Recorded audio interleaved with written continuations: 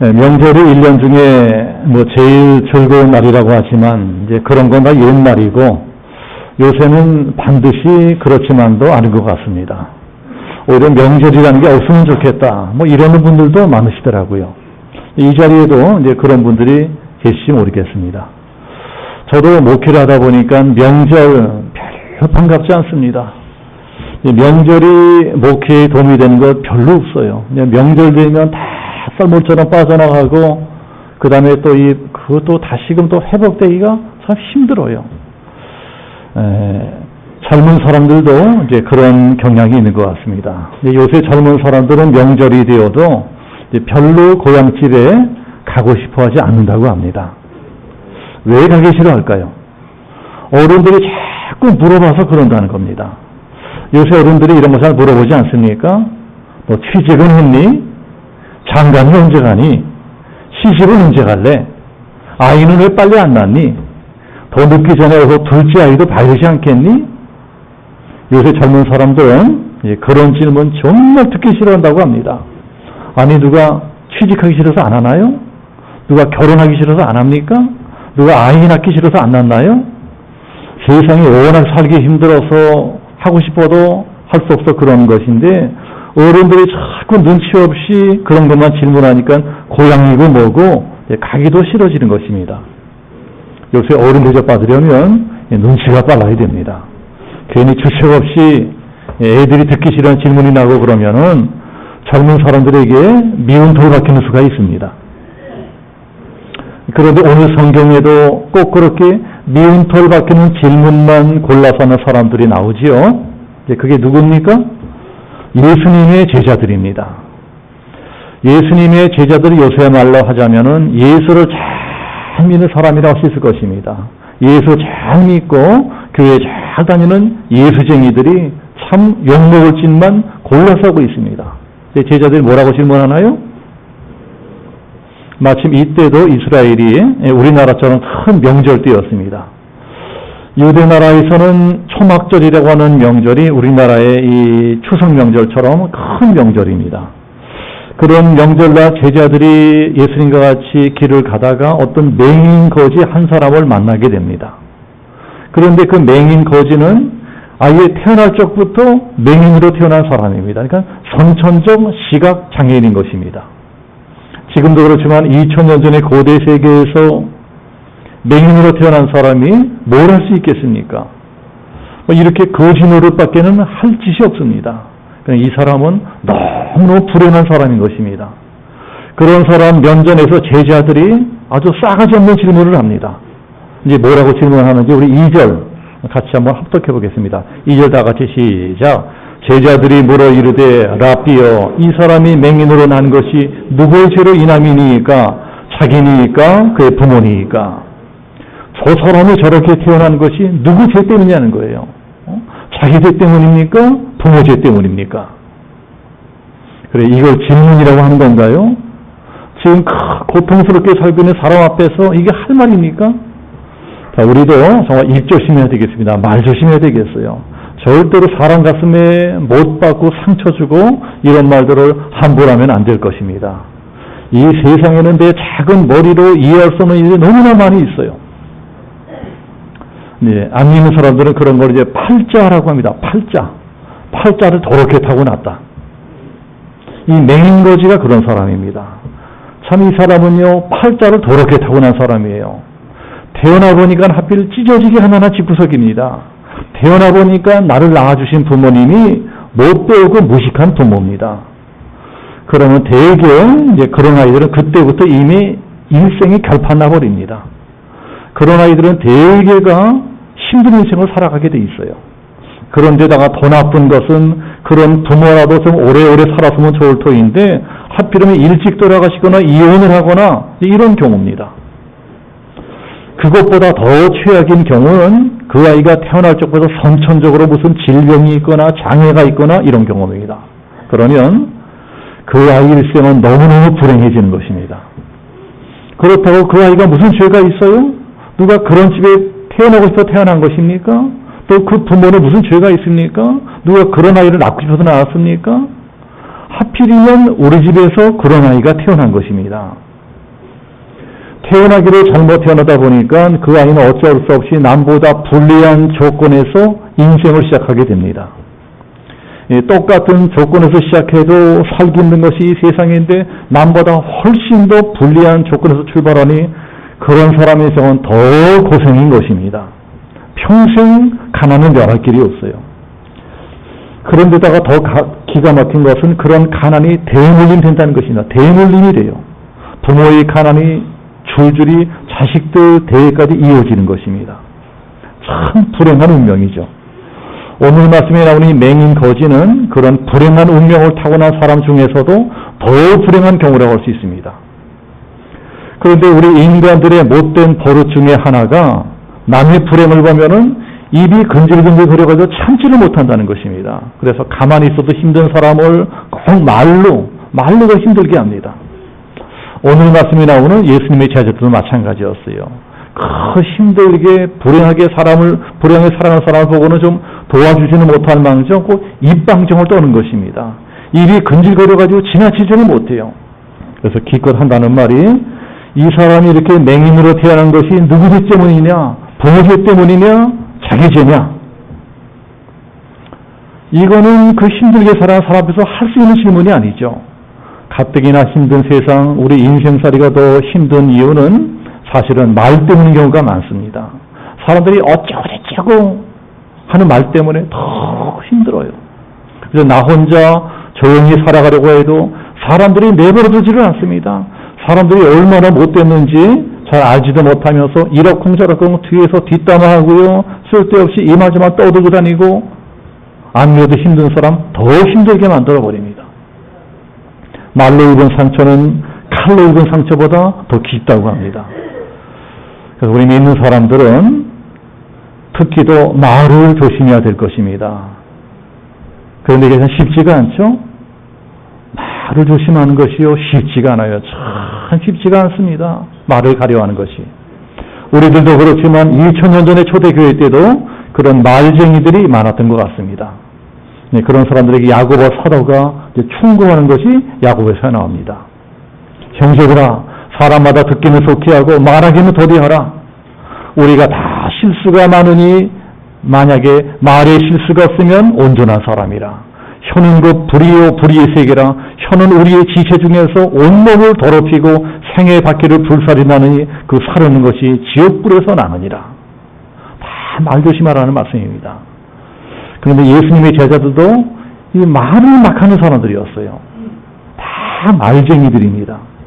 세상에 할 말이 따로 있고 안 할 말이 따로 있지, 이 불행한, 이 불쌍한 맹인거지를 앞에 앉혀놓고 이러쿵저러쿵 막 떠들어대고 있습니다. 근데 그거를 자기들끼리나 떠들지 잘난 척하고 예수님께 물어보기까지 합니다. 예수님 질문이 있습니다. 저 사람이 저렇게 된 게 누구 때문입니까? 부모들 때문입니까? 자기들 때문입니까? 사람들 중에는 누구를 골탕 먹이려고 아니 못된 질문만 골라서 하는 사람도 있습니다. 자, 우리가 읽은 성경 바로 앞장인 8장에도 그런 질문하는 사람들이 나와요.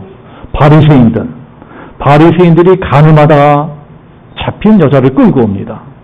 이 가늠한 여자는 돌로 쳐 죽여야 되는 것이 일등한 율법입니다. 그런 여자를 끌고 와서 예수님께 물어보는 것입니다. 질문을 해요. 이 여자를 어떻게 할까요? 돌로 쳐 죽일까요? 살려줄까요?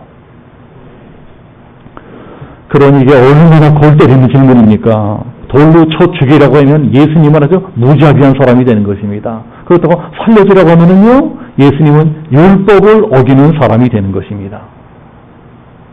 이러지도 못하고 저러지도 못하고 어떻게 해야 되겠어요?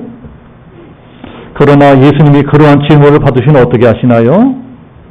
질문하는 사람에게 더 질문하세요. 너희 중에 죄 지은 것이 하나도 없는 사람이 있느냐? 만약에 그런 사람이 있다면 그 사람이 먼저 돌로 쳐봐라. 이 사람들이 허를 찌른 질문을 하십니다. 세상에 죄 없는 사람이 어디에 있겠어요? 그 질문 한마디에 다들 찍소리 못하고 설금설금 꽁무니 빼고 다 도망가 버립니다. 오늘 말씀도 마찬가지입니다. 이게 도대체 누구 죄냐? 부모 죄냐? 자기 죄냐? 이것도 참 골때리는 질문 아닙니까? 우리 같으면 이럴 때 뭐라고 대답하겠어요? 그런데 예수님께서 또 모든 사람들의 허를 찌르는 대답을 하십니다. 우리 3절 같이 한번 합독하겠습니다. 3절 다 같이 시작. 예수께서 대답하시되 이 사람이나 그 부모의 죄로 인한 것이 아니라 그에게서 하나님이 하시는 일을 나타내고자 하심이라. 예수님은요, 이 문제를 완전히 다른 관점으로 보고 계신다는 것입니다. 제자들은 이 사람의 현재 모습만 보면서 이러쿵저러쿵 과거 일을 따지고 있습니다. 이게 누구 탓이냐? 부모 탓이다. 아니다. 그래도 이것이 지 탓이다. 지가 잘못한 탓이다.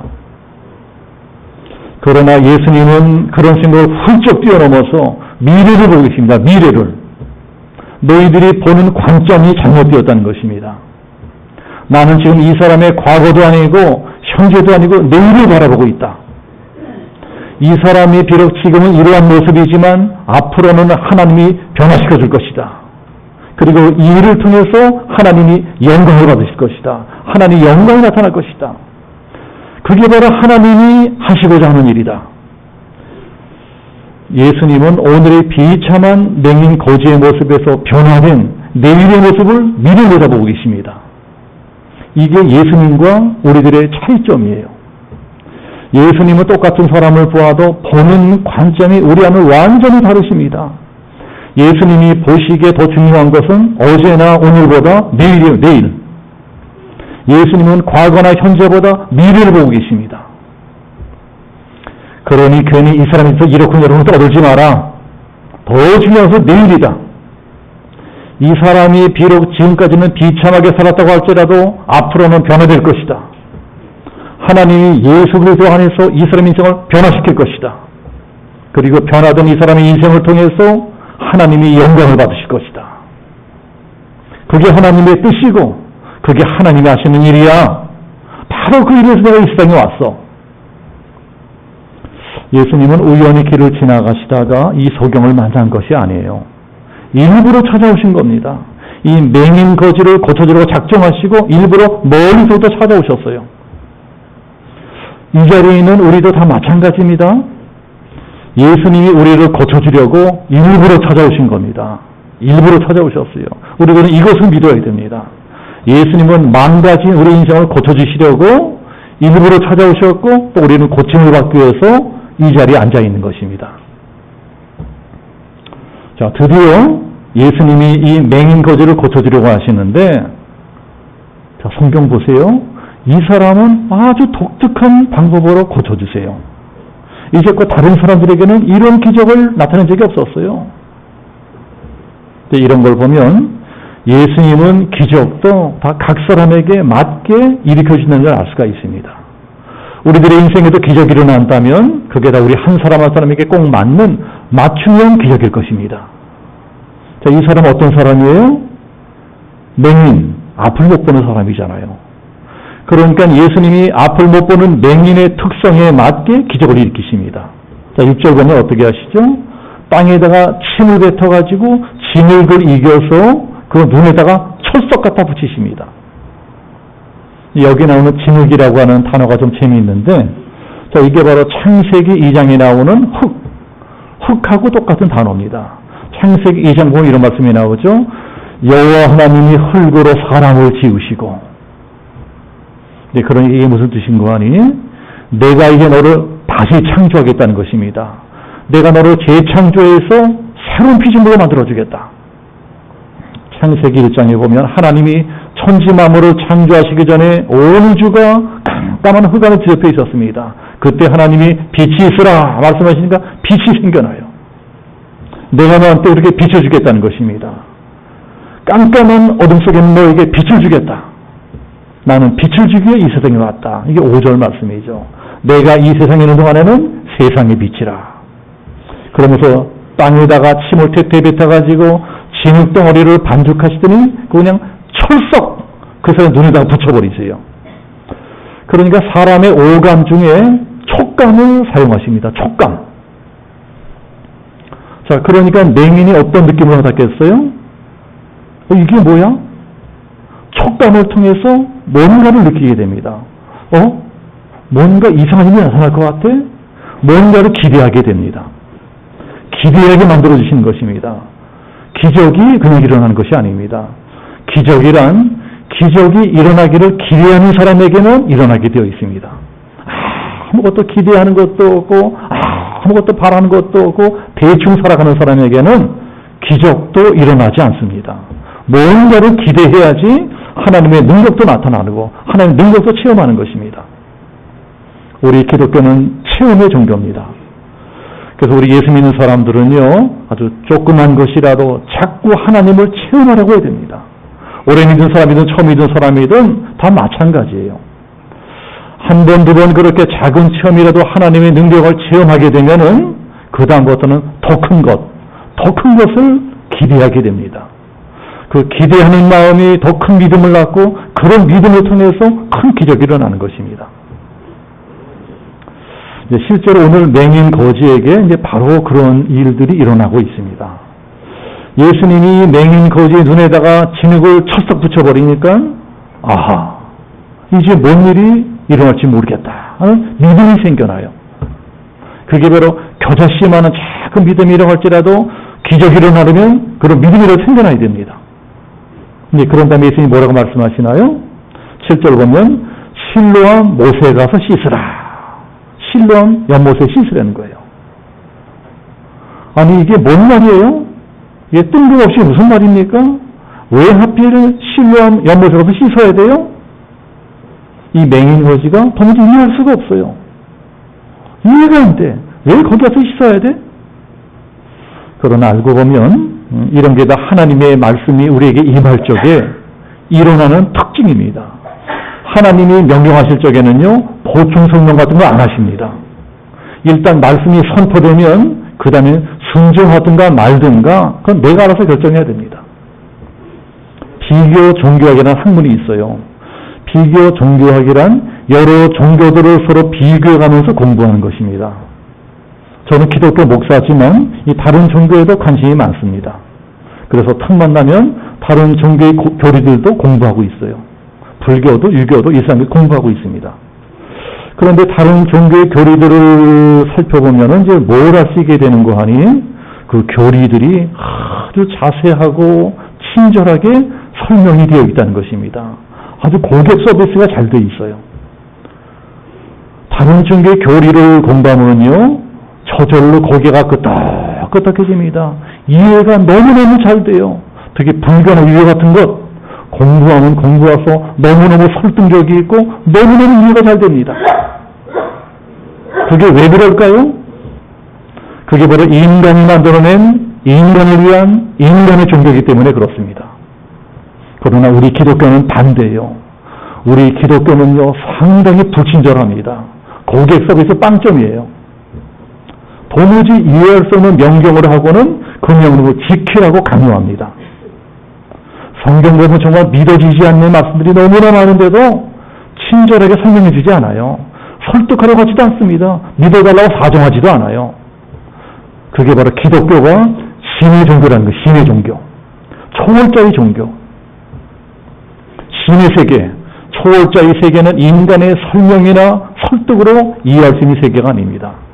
그건 믿어야 돼요. 믿음을 통해서만 체험할 수 있는 세계입니다.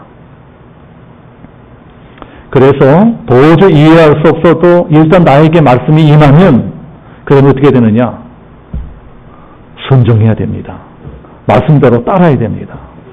신앙생활은 복잡한 것 같지만 의외로 간단합니다. 말씀을 잘 듣고는 그 말씀대로 순종하는 것입니다. 말씀이 들려올 때 순종하고 안 하고는 우리 자유죠. 우리 자유예요. 하나님은 전쟁이나 무당들처럼 막 강제로 하지 않으십니다. 하나님은 인격이시기 때문에 우리들을 아주 인격적으로 대우해 주십니다. 하나님은 우리에게 뭐든지 선택할 수 있는 자유의지를 주셨어요. 하나님 우리들을 로봇으로 만들지 않았습니다. 선악과를 따먹을 수도 있고 안 따먹을 수 있는 자유의지를 주셨어요. 그리고 그 자유의지를 최대한 존중해 주십니다. 그러나 그 자유의지를 사용한 결과에 대해서는 전적으로 내가 책임져야 됩니다. 순종하면 축복과 평안이 주어지고 불순종하면 저주와 심판이 주어집니다. 자, 신앙이란 이렇게 하나님의 말씀을 듣는 것으로부터 시작을 합니다. 우리 성도님들도 지금 이렇게 예배를 통해서 하나님의 말씀을 듣고 계시는 것입니다. 이제 설교는 물론 제가 하고 있는 것이지만 이거는 절대로 제 마음대로는 설교가 아닙니다. 이 설교라고 하는 것은 저라고 하는 목사를 도구로 해서 하나님께서 우리 성도님들에게 말씀을 직접 들려주시는 것입니다. 그러니까 이 말씀을 듣고 순종하고 안 하고는 전적으로 우리 성도들의 자유입니다. 자유라니까요. 이 소경거지도 마찬가지예요. 예수님이 맹인거지에게 어떤 말씀을 하시나요? 실로암 못에 가서 씻어라. 맹인거지가 예수님 말씀을 들었죠? 들었어요. 이 맹인거지처럼 우리도 예수님의 말씀을 듣고 있습니다. 자, 우리도 만약에 예수님이 짠 하고 나타나셔가지고 예수님이 직접 말씀하신다면 어떤 일이 일어날까요? 어떤 일이 일어날 것 같습니까? 축복이 시작될 것 같습니까? 그렇지 않습니다. 축복은커녕 그때보다 큰 갈등이 시작됩니다. 이거를 그대로 해야 되나 말아야 되나 갈등하게 될 것입니다. 우리가 예수를 믿게 되었다는 것은 곧 새로운 갈등이 시작됐다는 것입니다.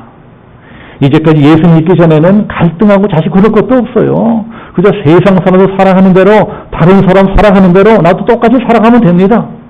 그러나 예수님을 만난 사람들에게는 그때부터 갈등과 고민이 시작이 됩니다. 이 맹인거지도 갈등하고 고민하게 되었을 거예요. 왜 갈등하고 고민하게 되었을까요? 이 사람이 거짓짓하고 있는 그 장소는 아주 안정된 직장이라고 할 수 있습니다. 목을 잘 잡아가지고 제법 동정깨나 떨어지는 그런 장소예요. 좀 더럽고 치사스러워서 그렇지 밥 벌어 먹고 살기에는 아무 지장이 없는 안전빵의 직장입니다. 더구나 지금 이때는 초막절이라서 명절 대목을 봤어요. 그런데 괜히 자리를 비우고 떠났다가는 손님 다 떨어지는 수도 있고 그 조복 좋은 자리를 다른 거지들에게 뺏겨버릴 수도 있어요. 물질적으로 손해를 보게 되지 않은 것입니다. 더구나 맹인 주제에 잘 모르는 장소를 찾아가다가 넘어져 다리라도 부러지면 큰일 아니에요? 또 기껏 고생해서 찾아가는데 아무것도 안 일어나잖아. 꽝이야 꽝. 허탕을 칠 수도 있어요. 그러니까 지금 이 거지는 일대 선택의 길에 놓여 있는 것입니다. 안정이냐 모험이냐 둘 중 하나를 선택해야 돼요. 오늘 우리들도 마찬가지입니다. 우리도 하나님의 말씀을 듣고 난 다음부터는요 늘 갈등하게 되어 있습니다. 이거를 그대로 지켜야 되나 말아야 되나. 그러나 하나님은 강요하지 않으십니다. 하나님 우리 자유의지를 존중하십니다. 순종하든 말든 건 전적으로 내 자유예요. 그런데 이 맹인거지는 어떻게 하나요? 순종을 택합니다. 과감하게 안정된 직장을 쳐버리는 것입니다. 모험의 길을 떠나기를 결단을 합니다. 어차피 신앙이란 모험의 길을 떠나는 것입니다. 이제껏 한 번도 가보지 않은 길을 가는 것이 신앙입니다. 사람은 누구나 자기 눈으로 본 것만 믿으려고 하고 내가 경험한 것, 체험한 것만 믿으려는 경향이 있습니다. 근데 신앙이 어때요? 신앙은 내가 보지 못한 것, 한 번도 경험하지 못한 걸 믿어야 되는 것이 신앙입니다. 이 맹인거지는 말씀대로 순종하기로 결단을 해요.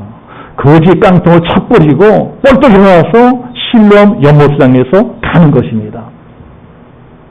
제가 예전에 예루살렘으로 성지순례 가서 그 실로암 연못에 가보니까는 그 실로암 연못은요 이 맹인 거지가 앉아있던 성전으로부터 꽤 멀리 떨어져 있어요. 눈뜬 사람이 가기도 먼 거리인데 앞도 못 보는 맹인이 가기에는 더 먼 길이겠죠? 그걸 바로 신앙의 길이라고 하는 것입니다. 그 맹인거지가 비틀비틀 신앙의 길을 걸어가면서 이 사람 저 사람 부딪히기도 하고 재수없다 욕을 먹기도 하고 넘어지기도 하고 자빠지기도 하고 그러면서도 실로암 연못에서 한 걸음 한 걸음 걸어가는 것입니다. 우리가 하나님의 말씀에 순종하는 과정도 이것과 비슷하다고 할 수 있어요. 우리가 말씀대로 살려고 하다 보면 사람들이 비웃습니다. 야야야야 너 예수 거꾸로 믿어야 되니? 적당히 믿어. 대충 믿어. 벨나게 믿지 마. 어떤 때는요 모욕을 당할 수 있습니다. 아이고 저 예수님 재수없어. 저 예수님 재수 저리 가. 네, 그러다 보면 갈등하게 됩니다. 내가 꼭 이래야 되나? 내가 꼭 이러면서도 교회 다녀야 되나? 이러면서도 믿어야 되나? 이런 게 신앙생활이에요. 신앙생활은 절대로 넓은 길을 걸어가는 것이 아닙니다. 남이 안 가는 길, 좁은 길, 험한 길 걸어가는 게 신앙생활입니다.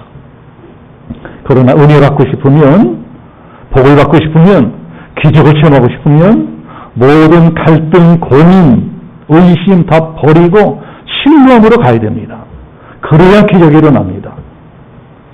신뢰함 연못까지 가는 길이 믿음의 길이에요. 이게 다 믿음의 훈련인 것입니다. 이 세상에도 공짜가 없듯이 믿음에도 공짜가 없습니다. 다 자기가 뿌린 대로 심은 대로 거두는 것입니다. 하기 싫은 일도 해야 되고 가기 싫은 것도 가야 돼요. 그게 다 나 자신과의 싸움입니다. 나와의 싸움. 그런 싸움에서 이겨야 내 인생도 변화되는 것입니다. 내 인생이 변화된다고 하는 것이요, 저절로 공짜로 되는 게 아니에요. 예수님이 그런 걸 아시기 때문에 힘들지 말면서도 뿌득뿌득 가라! 신령의 모습을 보내시는 것입니다. 마침내 이 맹인 거지가 고생하면서 신뢰함 연못까지 왔어요. 뭐 저도 가봤지만 막상 거기 가봤자 그 연못 별볼일 없습니다. 그냥 평범한 연못이에요. 뭐 하나 특별할 것은 보통 연못입니다. 그러나 이제 그 맹인 거지에게는 다릅니다.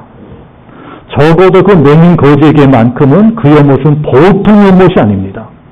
그 연못은 치열하게 자기 자신과 싸워서 이기면서 도착한 연못이 되는 거예요. 그래서 그 연못이 남들에게는 그저 그렇고는 보통 연못일지라도 그 맹인 거지에게서만큼은 기적의 연못이 되고 구원의 연못이 되는 것입니다. 이렇게 천신만고 끝에 겨우 실로암 연못에 도착한 이 맹인 거지가 그 다음에 어떻게 하나요? 성경 보면 씻었다 이렇게 나와 있는데 이게 그냥 씻은 것이 아니고 냅다 풍덩 뛰어든 겁니다. 연못 속에 풍덩 뛰어든 거예요. 왜 뛰어들었을까요? 그것도 사실은 말씀에 순종한 것입니다. 오늘 성경에 나온 씻으라 하는 말은요, 그냥 세수하라는 말이 아니고 목욕하라는 말이에요. 목욕을 해라. 이게 바로 세례받을 적에 쓰는 말입니다. 지금은 약식으로 이렇게 머리에 물방울 떨어뜨리는 세례를 두지만 옛날에는 다 물속에 풍덩 들어가서 세례를 받았습니다. 너 거기까지 갔으니까, 이왕 거기까지 갔으니까 풍덩 뛰어들어라. 풍덩 뛰어들라는 거예요. 너 이왕 예수님께로 작정했으니까 깨작깨작 믿지 말고 풍덩 뛰어들어가 믿어라. 너 이왕 예수님께로 작정했으니까 좀 믿는 것처럼 믿어보라는 것입니다. 믿는 것처럼 믿어봐라. 그래야지 기적이 일어나도 마땅할 것이 아니냐. 이왕 믿으라면 풍덩 뛰어들어서 믿어라. 우리들도 이왕 믿으려면 풍덩 뛰어들어가 믿어야 됩니다. 이 맹인 거지가 그렇게 한 것입니다. 모르겠다. 이왕 여기까지 왔으니까 말씀대로 해보자 하고 풍덩 물속에 뛰어듭니다. 풍덩 뛰어들어서 목욕을 하고 나와보니까 이게 웬일이에요? 눈이 그냥 확 떠져버린 것입니다. 새 하늘과 새 땅이 얻었어요. 깜깜한 절망이 사라져버리고 찬란한 빛이 나타납니다. 완전히 새로운 세상이 되었습니다. 성경은 그걸 이렇게 말씀합니다. 7절 이에 가서 씻고 밝은 눈으로 왔더라. 이게 무슨 말씀이에요? 완전히 운명이 바꿔져 버렸다는 것입니다. 완전히 팔자가 바꿔져 버렸어요. 이렇게 우리 기독교는 운명을 바꾸고 팔자를 바꾸는 종교입니다. 기독교 복음이 제대로 들어가기만 하면 어떤 사람이든 어떤 가정이든 어떤 사회 어떤 나라든 일대 지각변동이 일어나고 모든 것이 뒤바꿔져 버리는 변화가 일어나게 되어 있습니다. 그런데 교회를 다니는데도 내가 이렇게 교회를 다니는데도 왜 나는 바꿔지지 않느냐? 왜 나는 예수님이 안 바꿔지느냐? 왜 나는 그대로 있느냐? 하는 분들이 계세요. 그게 왜 그럴까요? 왜 나는 변화가 일어나지 않을까? 제가 세 가지 이유를 말씀드리겠습니다. 첫 번째, 말씀을 들으려고 하지 않기 때문이에요. 매주 이렇게 말씀이 선포되는데도 그걸 그냥 한 귀로 듣고 한 귀로 흘려버립니다. 그게 말씀을 듣지 않는 것입니다. 두 번째, 듣기는 들어도 순종하지 않기 때문입니다. 그렇게 하면 내가 손해인데 내가 그걸 왜 해? 미쳐서 내가 왜 그걸 해? 그러나 순종이 없이는 변화도 없고 축복도 없습니다. 자, 세 번째, 어쩔 수 없이 계속 순종하긴 하는데 그래도 풍덩 뛰어들려고 하진 않아요. 믿기는 믿어도 풍덩 뛰어들어서 믿으러 가진 않습니다. 항상 세상과 신앙사에서 양다리 거치고 왔다 갔다 합니다. 계속 신로원까지 가기는 갔는데 남들이 미쳤다 그럴까봐 풍덩 물속에 뛰어들려고 하진 않아요. 계속 믿기는 믿는데 더 깊이 빠지기는 싫어합니다. 믿기는 믿는데 완전히 순종을 안 하려고 해요. 믿기는 믿는데 손해는 안 보려고 합니다. 믿기는 믿는데 모험은 안 하려고 합니다. 그러니까 내 인생도 변하지 않고 지금 이 상태에 그대로 있는 것입니다. 그러나 이 맹인 것은 어떻게 하나요? 예수님이 말씀하신 그대로 순종합니다. 말씀은 그대로 순종합니다. 그리고 인생과 운명을 바꾸는 기적의 주인공이 됩니다. 완전히 변화되어서 새 사람이 됩니다. 그리고 이렇게 변화된 한 사람 때문에 온 예루살렘 성이 발칵 뒤집어집니다. 그저 왔다 갔다 교회만 다니는 수많은 사람들 때문에 세상이 변화되는 것이 아니고 이렇게 확실하게 변화된 한 사람 때문에 세상이 뒤집어지는 것입니다. 우리들도 이왕 예수 믿게 된 것, 이왕 교회 다니는 것, 이렇게 인생도 바꿔가고 운명도 바꿔야 되지 않겠습니까? 이 비참한 맹인 거지도 그렇게 하는데 왜 우리는 못하겠어요? 그러니 이러한 기적의 주인공이 되기 위해서는 하나님의 능력을 체험해 보려고 해야 됩니다. 어떻게 하는 게 하나님의 능력을 체험해 보는 거예요? 순종하는 겁니다. 순종해야 하나님의 능력을 체험하게 됩니다. 말씀을 들을 적에 어떤 감동이 올 때가 있죠. 맞아, 내가 이게 잘못됐구나, 내가 이걸 해야 되겠다, 감동이 올 때가 있어요. 그런데 감동이 온 거고 내가 그 말씀대로 순종하려면 너무 나한테 손해야. 너무 손해가 될 것 같아. 너무 힘들 것 같아. 그래서 갈등하고 고민하게 됩니다. 여러분, 그래도 과감하게 순종의 길을 선택해야 됩니다. 작은 일이든 큰 일이든 말씀이 깨달아지는 대로 한 가지라도 실천해 보려고 해야 돼요. 그래야지 기적이 나타납니다. 그래야지 내 인생도 변하고 운명도 변하고 하나님의 영광도 나타나는 것입니다. 이제 긴 연휴가 거의 다 끝나갑니다. 이제부터 새로운 한 주간이 시작이 되는데 오늘 말씀처럼 우리 양진영생 모든 성도님들이 말씀과 믿음과 순종으로 우리도 한번 실로암의 기적을 체험해보자. 자, 이렇게 되어지기를 예수님 이름으로 축복합니다. 이렇게 기도하겠습니다.